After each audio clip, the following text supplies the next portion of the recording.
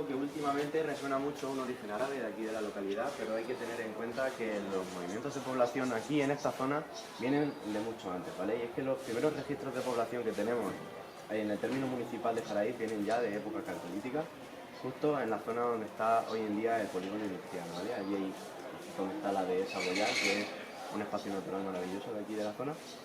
Y justo allí tenemos un yacimiento de grandes dimensiones, que lamentablemente es poco conocido, pero que nos demuestra que aquí en esta zona ya hubo movimientos de población de ese nivel. Allí concretamente tenemos documentados un poblado en lo alto de una colina con doble muralla y con 3 espacios de necrópolis distintos, ¿vale? En zonas bastante separadas. Lo único que tenemos registrado correctamente en el sentido de excavado arqueológicamente es un dolmen, que es una estructura compleja de cámara y corredor, ¿vale? Que fue excavada en el año 2010 debido a que chocó con las obras de la depuradora de aguas municipal.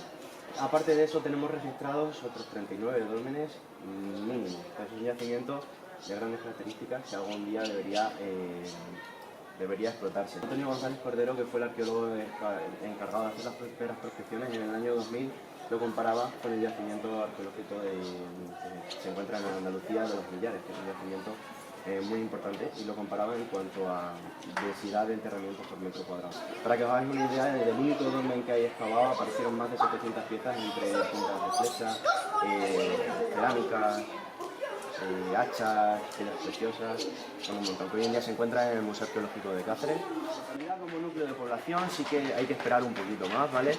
El pueblo se sabe que es de época árabe y que hay de Plasencia mandó construir aquí un castillo en honor a su hija, la princesa Sharifa, que sería realmente la que le daría el nombre al pueblo. De Sharifa vendría Jaraíz. Lo que sabemos es que es de origen árabe gracias a la bula papal del Papa Honorio III en el año 1217, que nombra a Jaraíz como Shafari, que significa algo así como un lugar fortificado rodeado de jaras.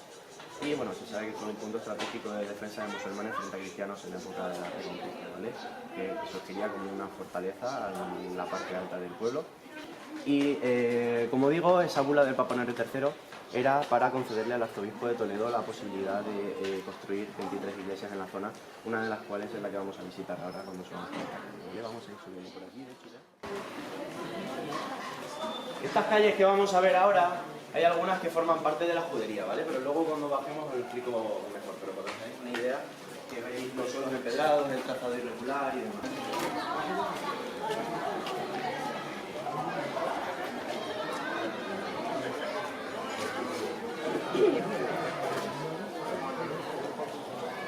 Vale, pues esta es la iglesia de Santa María de Altagracia, que es la que mencionábamos antes, que se mandó construir gracias a la bula papal del Papa Honorio III en el año 1217. Y es que, según los datos que tenemos en la Catedral de Plasencia, esta iglesia estuvo en construcción, una primitiva, entre 1217 y 1253, ¿vale? Aunque, si os fijáis, eso debería ser el románico, pero la iglesia no es románica como tal, ¿vale? ¿Por qué? Porque en el siglo XV se construyó una gótica sobre esta, que es de la que más se conserva el resto, ¿vale? Hay unas estilo, pero de la que más conservamos el resto. Y puede que haya varias cosas que sean las que llamen la atención según nos acercamos desde estas dos calles a la iglesia, ¿no? Y la primera es que está sobre un montículo, en la parte alta del pueblo. Otra cosa que llama la atención de su construcción quizá es que la torre se encuentra anexa a un ábside en vez de en la parte frontal, como es habitual. En cualquier sentido,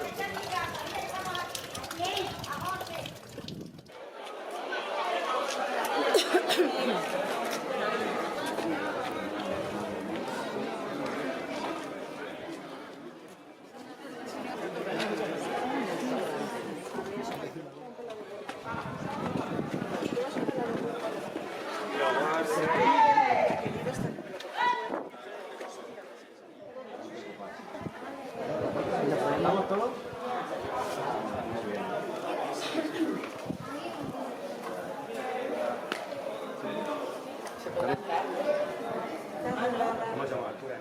Pues esta es la fachada principal de la iglesia Santa María de Altagracia y es un pórtico bastante llamativo que, aunque no es del momento en el que se originó la iglesia, mantiene unas formas bastante toscas, ¿vale? Que es algo típico de la zona, que aunque sea un poquito más tardío, siguen manteniendo unas formas bastante buenas en la decoración, sobre todo de los capiteles, ¿vale?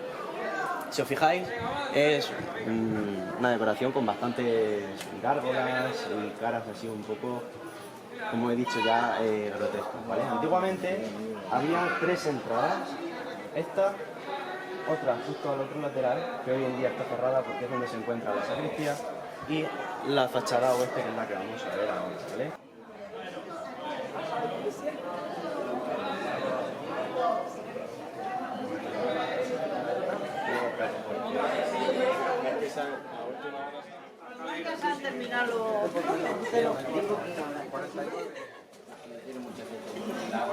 Opa, que con la que tuvimos anoche, como no, madre mía.